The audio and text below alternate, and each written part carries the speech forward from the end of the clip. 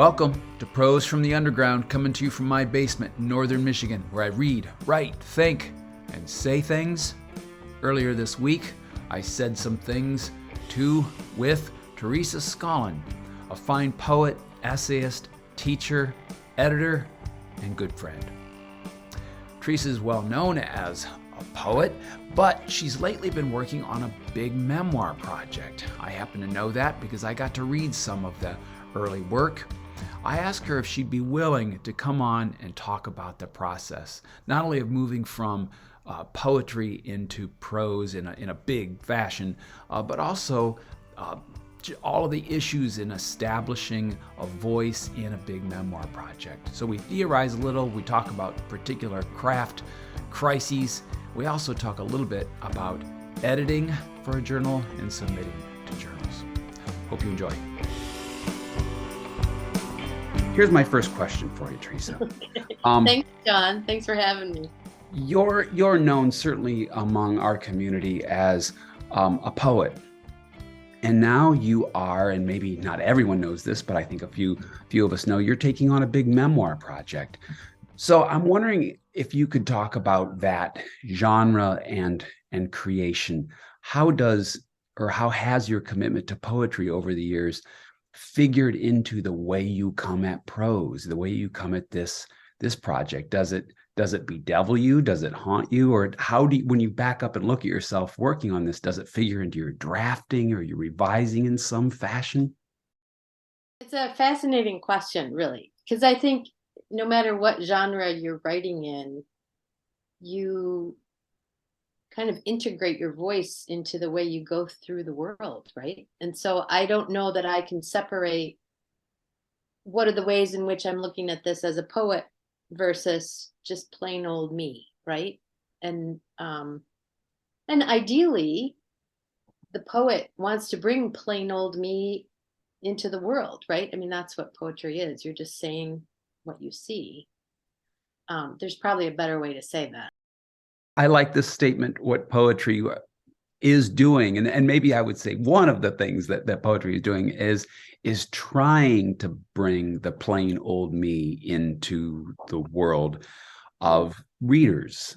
So I'll grab onto that. Is that the same engine for memoir? So once I saw Billy Collins talk in Madison, Wisconsin, and someone was saying to him, at the time, there was a lot going on in the world, as there always is. And the questioner wanted to know, why aren't you talking about that? Mm. And his reply was, well, I am intentional about this, but my goal is to hold something into the light. And so I hold this in the light as a way to draw attention to a good thing, right? So I think about that in terms of writing in general, that I'm illuminating something or bringing a voice onto the page. And I think of that as an editor as well, when I'm editing someone else's work. Here's a voice that's appearing. How can we make it shine more brightly?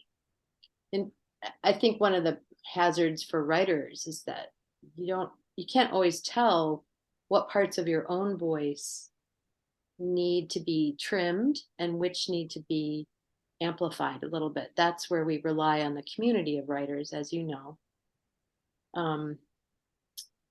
As a poet trying to tackle memoir, so the reason I'm writing this is because it's driving me crazy, and because I feel like I cannot go to my grave unless I try to get this experience down on paper. It might be a terrible writing project, but it's something that must be written, right? And I think in terms of being a poet, that has helped me approach it from a scene kind of, in terms of process, that has helped me approach it from one scene at a time. What was happening in this scene? What was happening in this scene? It's also been the thing that has made it hard for me because this feels overwhelming to me often. How in the world am I going to get this experience? And this was an experience that I spent farming in Wisconsin. There was a lot of people. There were a lot of characters. There was a lot of ups and downs. How do I take that real lived experience and craft it into a literary shape where there's some kind of arc, some kind of movement, something that a reader can follow? How do you make the reader be able to follow it when, as a person going through it, it was bananas, right? It was absolutely bananas, right? It's only looking back on it that I think, oh yeah, that maybe that's what was going on there. When I think about how memoir has been defined to me, it's not only the experience, but musing on the quality of memory. I haven't even gotten to that part yet of the project. I'm just trying to get things very rough draft down. I think what's hard is kind of what I experience as this despotic, tyrannical quality of chronology. Like, I think somehow I get trapped in it. Like, I have to say this and then this and then this and then this. And that would be so tiresome to read. Yeah. So when I read a memoir where they show a snapshot and then they trust the reader to make the jump to the next snapshot, then I think, oh, this is doable. I could do that. I could do that because poetry, as you know, has leaps as well. You rely on the reader to be able to make the leap with you. Nice. I don't know. Am I wandering? Oh, no, I really appreciate the point, several points you make. One, that your study of poetry puts you in touch with image or scene, and that allows you to enter a project that is huge. And I know that the project's huge for you, intellectually, emotionally, politically, culturally. It has so many different dimensions to it. And so, it's like trying to hug a waterfall. How do you do this? Yeah, Well, your exactly. work in poetry has at least given you some scene traction. And I wanted to just point to one other really interesting thing that you said earlier, that trying to bring the just me, the everyday me into the world of readers. And yet there are also these processes, like you say, well, what part of that voice needs to be amplified? What part needs to be perhaps controlled, muted, or set aside somehow? So even that involves study, and I wonder if your work in poetry, when you read your collections, there's a meditative coherence to them. You don't have a voice that's traveling around doing different kinds of zany things. And so you studied also the process of maintaining a presence. I mean, like in an ethos, over pages, over multiple pages, and over multiple works. In other words, I think that's one of the things that people working to write a memoir must struggle with. And I've done some of this, but nothing like what you've done. And maintaining that coherent voice has to be something that writers struggle with, and you're doing that early on. And I wonder if we could say that, well, you've been spending years shaping that, working with that process. Yeah, I think there's a lot about writing that's very mysterious, right? You study other writers. You try to hone your attention to structure. I'm pretty interested in structure myself. Mm. What are different strategies for approaching something that you want to get across? The idea of a presence, I find that very mysterious. I don't know if it can be. I don't know if there's a formula. I think it's just is. And as a teacher yourself, you'll have a number of students, and some will have a real gift at dialogue. Some will be really a natural gift in action, and some will have this voice that just boom, it's there, and they don't realize it yet. So just back to studying form. When I read drafts, parts of this, it's very clear that your memoir is about your relationship with the land, your yearning to be close to the land and the creatures who live from it. There's even I think kind of an antipathy for corporate life, clearly, and maybe even parts of modernity broadly. So I wonder, do you see this as part of a tradition? Do you see yourself in the Thoreau, Rachel Carson, Gretel Ehrlich even? I mean, there's so many people that come screaming to the foreground. Do you have voices around you that you kind of assume are echoing in your work? Boy, that's pretty exalted company. I think of those voices as guides. You turned me on to Gretel Ehrlich. She's terrific. Wendell Berry is a voice that I've read for many, many years. John Berger, Terry Tempest Williams. There's a number of writers, right, who are interested in our connection. But that question, your question, made me think about this a little bit. And I think I don't necessarily think about this as a literary tradition. I do, but I don't at the same time. I think of it as a longer, ancient human relationship with the world that gives us sustenance, right? Not only physical sustenance, but spiritual sustenance as well.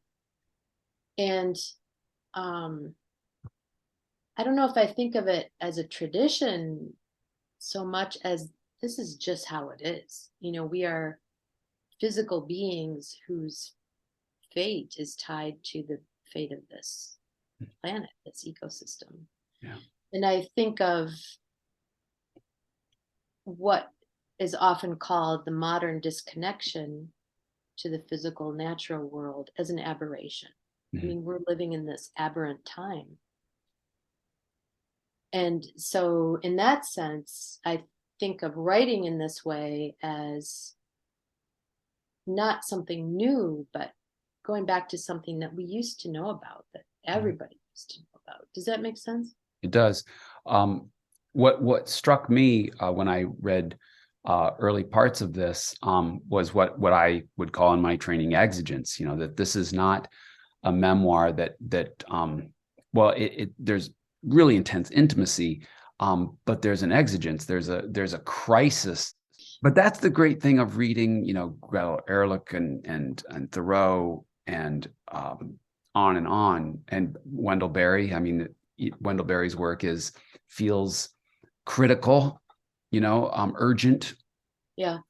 And that urgency allows the voice perhaps to it's built-in kind of urgency. It allows the voice to be sort of like oddly peaceful and calm. In other words, like when you read Wendell Berry and I read your work, I don't feel like you're screaming at me. The crisis is just this quiet looming force, and so your narrative is sort of calmly working its way along. I don't know how that happens, but it seems to function. Maybe after your work is complete, I'll have a better way of talking about that. That's interesting. I suppose, to be fair to your listeners, we should say, I mean, I have this superstition about writing, about talking about work in progress, which is like if you have a pan of brownies and if you cut a piece of the brownies, right, there's calories in it. But if you're just like trimming the edges, right, all those calories leak out. There's no calories in it. That's right.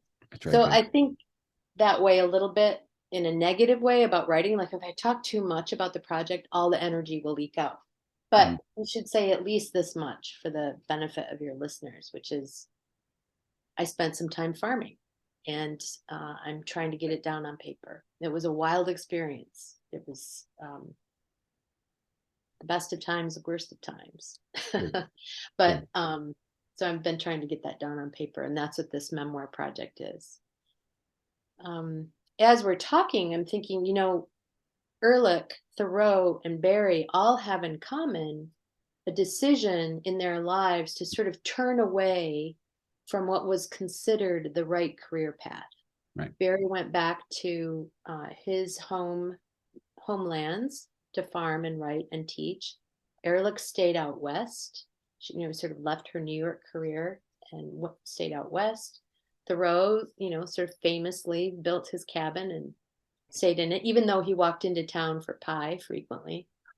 But there's something about that decision, they made a decision to follow something, and then they're describing it as best they can, or Yeah. they're showing it to us as best they can, and it feels,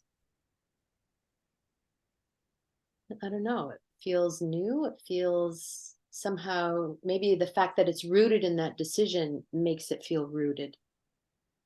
I mean, maybe that's another place where poetry as a discipline also affects the writing process, because one of the great pleasures of writing poetry is that you are discovering as you're writing. You're not downloading, right? The process of writing is when you discover how things fit together, and oh, here comes this insight. And that process is so precious to me. It's really a spiritual practice for me. Yeah. If Oh, I can be so bold as to label it that way. But and that adds to my superstition. That's like, oh, I want to save that discovery for on the page. yep. Yep. You can say that here for sure. And absolutely, the Greeks called it invention, and it's not downloading at all. It's a process of inventing what is knowable from the life uh, Yeah. you've lived and from the life on the page. So it's a multi-dimensional process. So your other hat is you're an editor. You're the editor, the grand editor of the Dunes Review, our regional, I think I can say our regional journal that has been living strong for many years now, and I think a lot of folks feel like it's having a good life right now. So would you just two brief questions? How does being an editor influence in any way your life as a writer? In other words, does it help you? Does it hurt you? Does it do something freaky to you as a writer? Does it give us the inside scoop? Freaky is an underused word. Yeah, So the Dunes Review, I co-edit with Jen Yates, who is a fabulous poet and editor also. And I have sucked you into the vortex as well, John. Thank you for yeah, that. yep, Um, uh, I, editing is a very satisfying experience. It's also a slog, I will say that. So it's a lot of work, and that's work that takes away from my personal writing time. So in that sense, it can feel like a sacrifice at times. On the other hand, I feel like it's so important to have local literary outlets. It's kind of like a capillary system, right? Like, right? It's like we got to have those capillaries in the body of the. It's a big country, and we. Am I stretching that metaphor too no, much? no, I think it's But great. Blood, it's it's all like about a way blood. to bring voices to life, voices that might feel like there's no way I can submit to a New York magazine or a New England magazine, but a Michigan magazine, I can do that, and that is deeply satisfying. It Yeah, really is. good. So I would say that so far working on the dunes has been very educational for me in terms of structure, looking at what works, because I'm focusing on the prose rather than the poetry. What works? Why does it work? What doesn't work? What structural adaptation could be made to make something work better? Make it so it's like a crash course, Good, really, good. in structure. Um, and it's deepened my commitment to making places for many voices Good. to rise to the surface. What's one bit of advice that you can give to writers who are submitting these days? What thing would you like to tell writers, dang it, at 2 a.m. when you're looking at submissions? At the end of like maybe frustration, or at the top when you're looking at two great pieces, for instance, what's the kind of thing you'd like writers to know from your perspective as an editor making decisions about inclusion? Um, I guess I would like writers to keep the faith, right? Um, Editors, at least these editors, right? We want you to be successful. We want you to write. We want you to try to publish. We want you to, your voice to be part of the collection. It's a positive thing, there's nothing mean spirited about it. And one of the great pleasures of working with Jen, having two editors, is that we have a little more time to take a couple of pieces per issue and work more with the writer and say, you know what, we think this one really has potential. We'd like to see you work on it this way. Great. And what's really been great is how receptive writers are to that.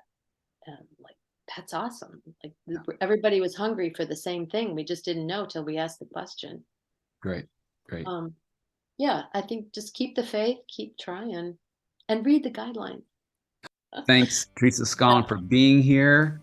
Thanks, John. We'll all be looking toward the horizon, hoping to see that memoir when it comes along. But of course, you should feel no pressure other than zeal that we want to see Scollon prose in addition to poetry. Thank you, John. It's always a pleasure.